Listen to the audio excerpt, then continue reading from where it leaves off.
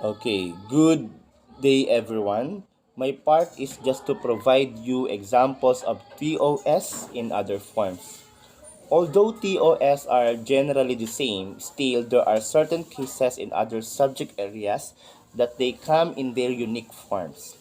Later on, I will be providing you examples of that. But for now, let us first go back to our basic knowledge about TOS. We all know that TOS stands for Table of Specifications. It's a tabular presentation of the topics that are covered in the test, and also it includes the number of items or points for each topic, as well as the types of tests that are used in a particular test. So these three are the usual information found in a TOS. But there are also other details which can be included depending on the requirement. That is why I told you a while ago that TOS may come in varying forms. Now, if you're not a teacher, you might be wondering why is it a prerequisite to prepare a TOS prior to the construction of a test? And since we all be soon indulging ourselves to an education system, we should be very familiar on the rationale of TOS. Why is it really necessary for teachers to prepare TOS? TOS. Well, according to a study, TOS helps a teacher to be organized in test making. She should know how the test will go, and at the same time, she should know where her questions will come from.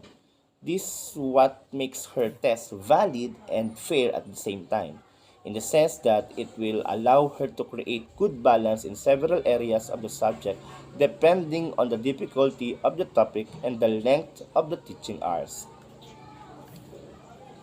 Okay, we now come to a unique form of a TOS. I say unique since the subject requires assessment on additional competencies. Let's say in mathematics. Perhaps everybody would agree that this subject is one of the most composite subjects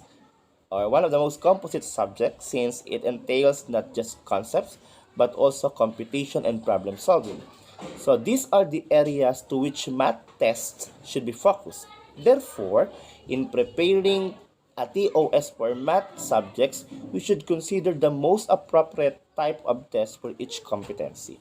Let's say, for example, for concepts, we can have objective types of tests which mostly requires recall, like in multiple choice, true or false, and identification.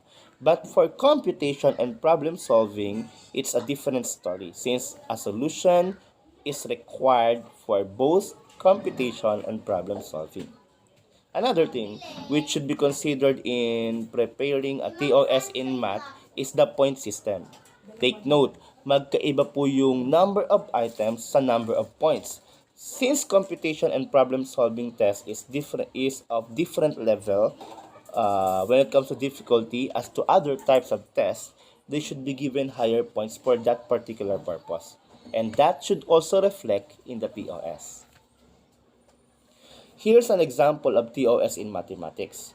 The first column lists the coverage, the second column are the number of items per competency, and the last is the total number of items per unit covered.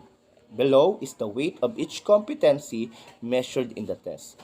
For problem solving test, it has the highest weight since each item will be given 3 points, making it cover almost half of the entire test, and that is 45%.